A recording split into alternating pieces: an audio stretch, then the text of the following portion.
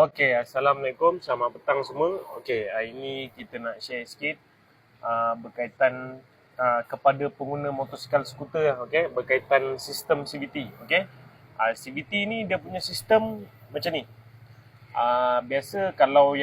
Kalau servis CVT tu dia sebenarnya dia tak menyelesaikan masalah CVT anda lah. Dia cuma melancarkan CVT lah, okey. Kepada pengguna motosikal skuter, dia sistem CVT ni sama juga macam rantai. Kita banyak kali cakap. Kalau kita tukar rantai, sproket depan, sproket belakang pakai balik, mesti tak best kan. Jadi sama juga macam CVT ni. Kalau roller ni dah bermasalah, kita pakai balik, kita hanya tukar belting, motor still rasa tak sedap. Jadi biasa kalau kepada sesiapa yang nakkan motor smooth, lepas tu tak ada bergegar, tak ada lancar, memang kena, suka tak suka memang kena tukar. Okay.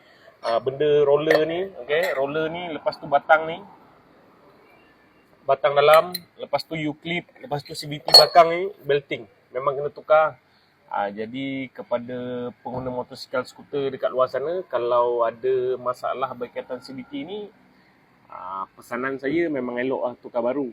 Okay? Jadi bila kita tukar baru ni, keselesaan dia pengguna yang dapat, bukan mekanik.